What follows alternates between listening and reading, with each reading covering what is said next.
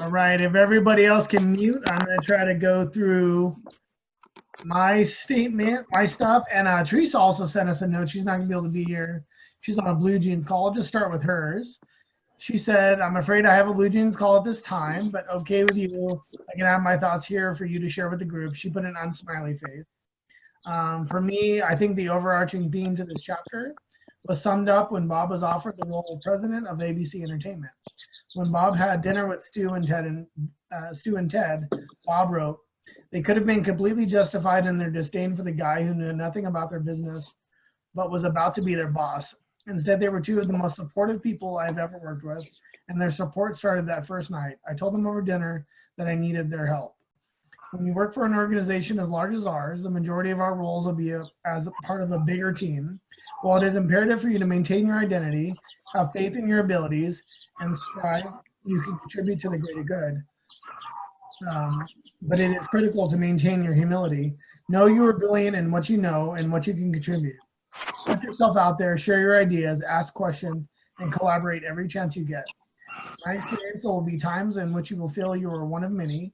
Another on your team may be making more perceived progress than you are, and you feel that you need to do anything to step in front of them in the queue of activities. When you feel this way, stop and refocus your energy on your own performance and what you can contribute.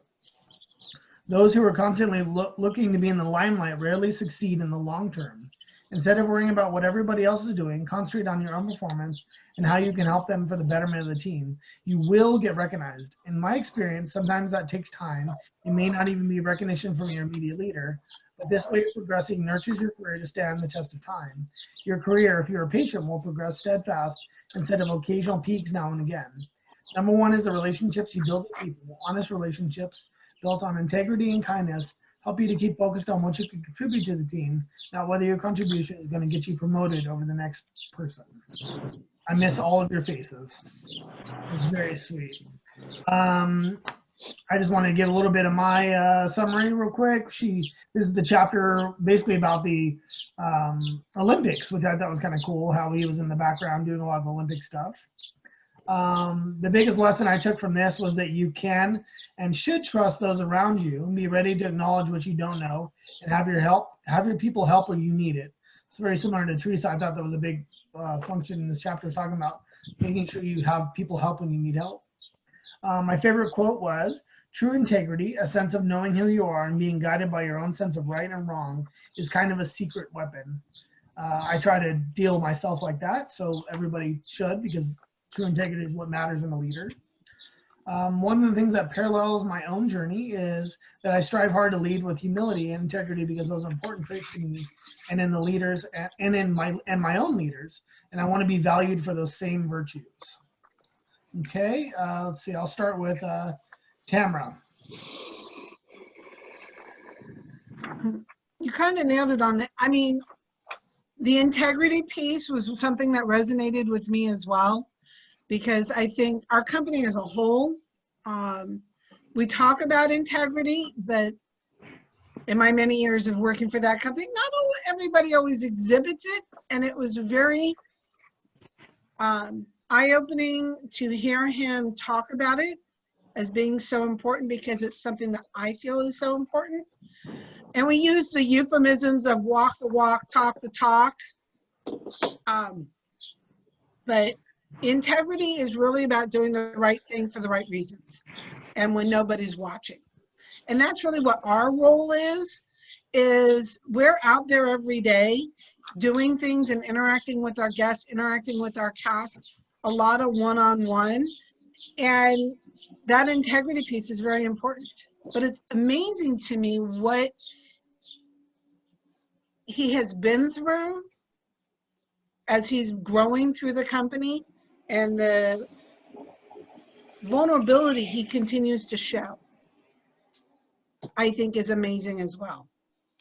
So that was kind of one of the things. There's a lot of strength in being vulnerable and showing your team that, look, I don't have all the answers, but I'm going to come to you, the ones that do know, and come tap you. There's a lot of vulnerability in that. Yeah, definitely. Thank you so much for that. Doug, I was going to go to you next.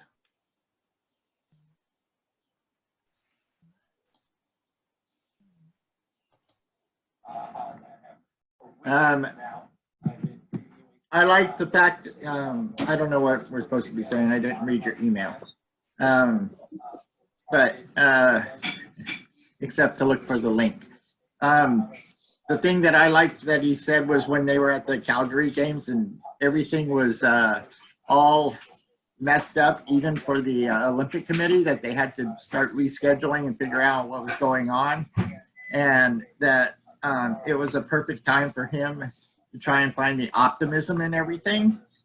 And that instead of looking at it as a disaster, looking at it as a problem to fix and relying on his team to do it.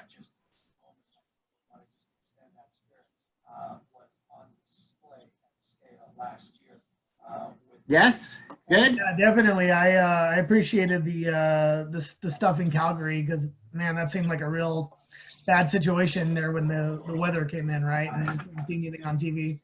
Well, I kind of look at it like now, though, too. We're kind of like in a disaster ourselves. It's not the weather, but it's and we're finding ways to get through it, you know. I've had a lot of time to think around here, sitting at home alone with George, who, by the way, is plotting to kill me. I don't know. I just wonder how we're gonna, how it's gonna be when we go back. You know, I'm a physical type person, a hugger, and I don't think that's gonna be anything that we're gonna be able to do in the near future. The very, you know, at least for a long, long time. And reading from what there was an article on that somebody did about Disney and how they're trying to cope with this, and it was messages from Bob Chapek and Bob Iger, and how they're trying to figure out how to ramp us back up to go to work. So it just makes you think. Yeah, I went off subject, and I'm sorry. No, you're fine. I think it's probably on all of our minds. I'm sure it'll be a unique challenge, but you know, I think the most important part is we'll all get through it together because that's all we can do. Thank you so much for that, Doug. Cindy, I was going to go to you next. There was two definite things that have already been mentioned that really stuck with me. The first one is know what you don't know. And that really kind of hit home because a little over 2 years ago, I moved to retail after over 20 years in attractions. And I didn't know how much I didn't know. It was amazing with how much I had to learn and finding the people. You have to ask questions. You have to be humble. You have to, if you want to learn and be a contributor. So that was quite something that I learned and really stuck with me. The other thing was what Doug was mentioning about the Olympic Games. And it said not to look at a situation as a catastrophe, but as a puzzle to solve. And that really, God, that just struck me, that when you hit a wall, when you hit something that you're overwhelmed and don't know what to do, you take one piece and you put it down, and then slowly the other pieces fall into place. I like puzzles, and that could be why I like doing those lead draws, but there have been times when I've got 6 new leads to train and only so many lead trainers and only so many shifts in a week. You just start with one and you start putting it together, and pretty soon it'll come together. So it's a new way to look at some of these things that are happening in the world today. The other thing that I thought of was when I first was reading it, that first chapter said when Tom and I think the other guy's name was Dave, who had bought ABC, and they did things differently. And it said they came together and kind of did these cheesy little icebreakers and things like that. And I thought that was the start of Disney, because we have that, not that we're always cheesy, but I think that good, heartfelt company has stayed with us because of that. So those are my thoughts. Yeah, no, I definitely appreciate that. And I think we all can appreciate the lack of trainers. We have Natalie on there, so she's able to help us with that sometimes. Hi, Natalie. And Lauren, she just got trained, so she knows about that. We're going to go to Jeanette next. We'll ask about her thoughts. Hi. So I think the part that stuck with me, and while I've been with the company a long time, there are things I know, but know what you don't know. And make sure that you ask the questions. And people ask us questions all the time that we don't know the answers to. And it's frustrating to say, I don't know. But I think the most important thing is, and always will be, is to tell someone I don't know the answer, but I will look for the answers and I will try to help you with the answer. But let me get back to you. And then you have to make sure that you are always getting back to somebody and explaining it. But in a lot of situations, we step into it, people ask us to do things, and we get overwhelmed because we think we should know this, and it's okay not to know. It's okay to learn from other people and let them help us, guide us. We don't necessarily have to be the subject matter expert. We just have to surround ourselves with people who are going to help us and let them grow as a person and be okay with it. That's what I took mostly from it. Thank you so much, Jeanette. And then Judy, what were your thoughts?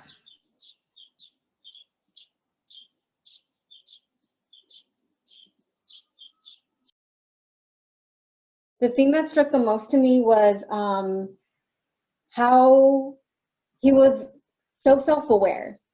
He didn't feel confident in the promotions he got, but he knew what he didn't know, and he was comfortable with that.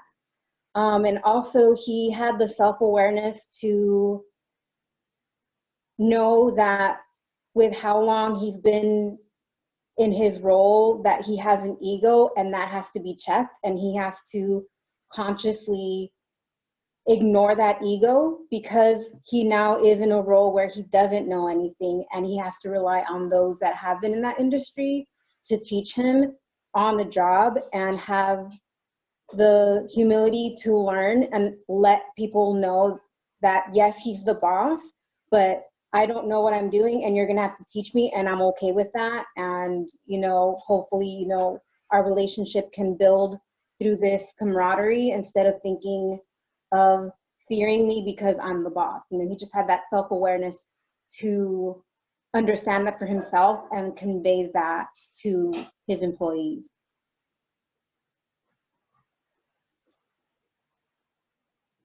Thank you so much, Judy. Emily, what were your thoughts on the chapter? I really like this chapter. My biggest takeaway that I took was that you have to kind of be up to make your own judgments about people. So when Tom and Dan took over the company, that whole executive retreat where they were doing those goofy team building exercises, all the executives were kind of saying like, oh, it was kind of dumb. Like it was kind of a silly retreat. But Bob kind of was like, okay, I'll make my own opinions. And he really respected the leaders and said, even though they were seen as like belt tighteners and kind of more frugal, he really respected the way that they ran the business. And he admired their leadership and how genuine they were. So what I took away was that, other people are going to say things about new leadership or people that they encounter, and you kind of have to make your own judgments on people, because if you listen to what other people think and make your own prejudices before you even meet them, you're going to end up with the wrong perception of that person. And then also the quote that I really liked was about integrity. I highlighted that, the one that Patrick shared. And And a parallel that I saw with my own leadership journey was, I mean, for me, it's more about like my school time. It was more thinking about how, sorry, I'm having a little bit of a brain fart. He didn't really feel qualified for his promotion when he was moved to entertainment. And I've had some situations in my classes where I'm like, oh, I shouldn't be here. You know, this is a upper level division and I'm not qualified yet. But then I kind of have to think like, okay, I know that I don't know these certain things, but that's why I'm in this class. I'm here to learn.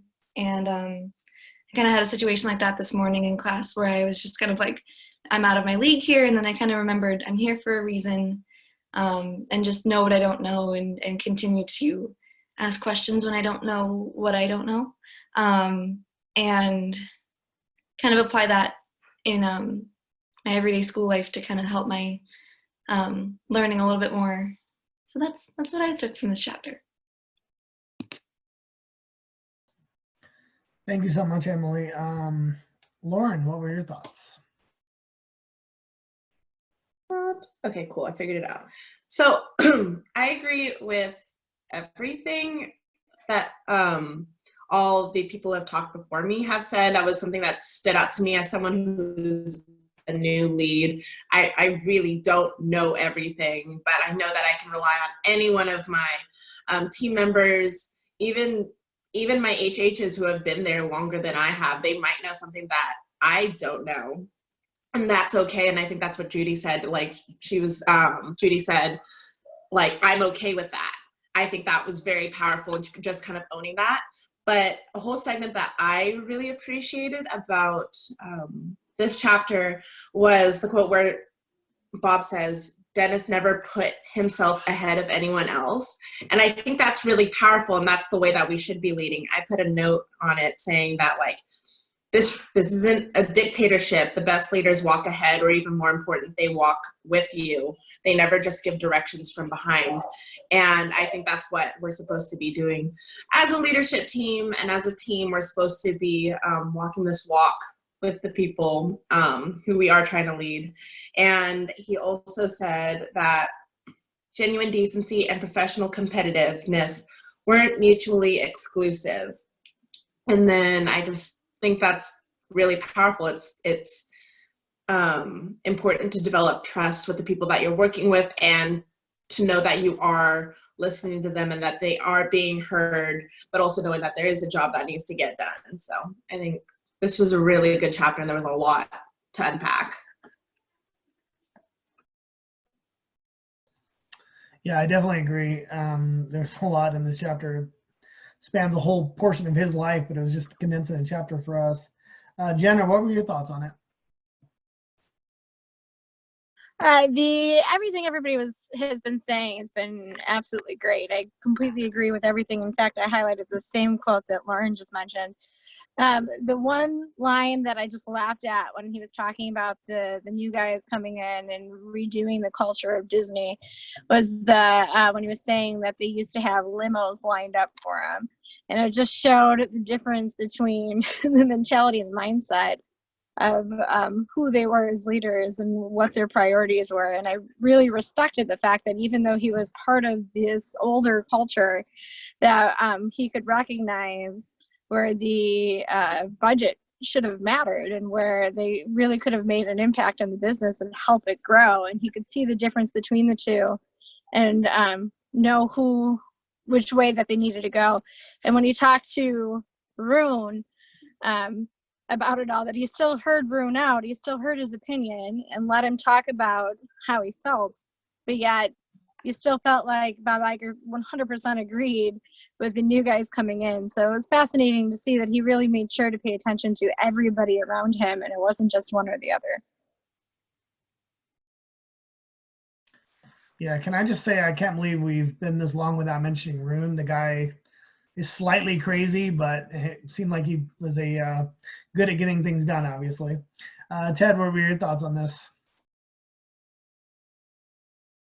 Should say that because my next thing was all about Rune. That guy I wish I would have met. Sheesh. But I think the biggest thing that I got out of this particular chapter is obviously, it's a pretty cliche, is don't judge a book by its cover. And I think in this whole thing here, where Bob really took a look when he went aboard, and you know, to Jenna's point, trying to figure out, where what we could do, what's different between the different companies. I like when Bob brought up the how ABC, when it was bought by this little tiny little company, and then all of a sudden it was a little bit like Hick, okay, guys, you know nothing about Hollywood. Now you're going to come in and tell us how to run it, please, But at the same time, with Rune's, with his creative, knowledge and stuff, and then with Bob's trying to understand and then trying to figure out,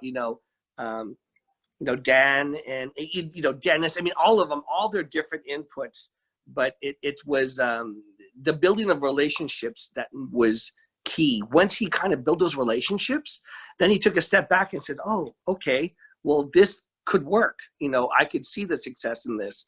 So, it's about, we as leaders, we don't want to judge too quickly or too hard at the beginning. Let's find out who they are first, and then let's continue to work with them to figure out how we could succeed.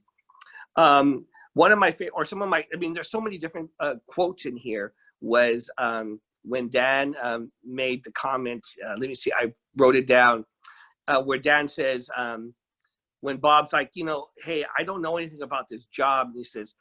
And he says, like in a fatherly, like a tone, both of them, oh, Bob, we want to protect you. Bob, we want you to be great. We want you to survive here, Bob.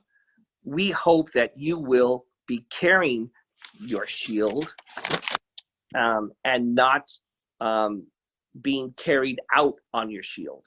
So I thought that was pretty cool, because they're trying to prepare him for this new role, and even Bob didn't know anything about it. So it's not so much about what you know. It's pretty much, what your thought is to kind of go in there. So and one of the parallels that I got out of it here was taking chances. Bob had a choice. He could have just stayed with the sports piece and gone on, onto the other company and done something that he's done forever, or he stayed where he was at and did this other job. And that was huge to me, because he stayed with it. And even though he did something new, and even though he worked with Rune and trying to figure out, and he knows how crazy he was, and is Rune going to be able to survive in this environment? But they still did. So he took that risk, and obviously he was successful. So that's, there's so much more that could just go on. And there was one last one I wanted to share that I wrote down.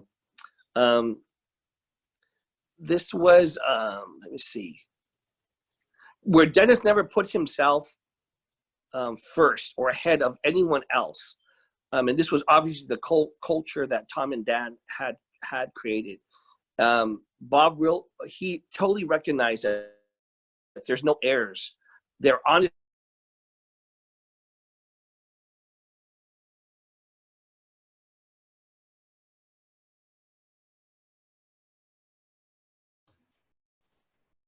We might have lost Ted, at least temporarily.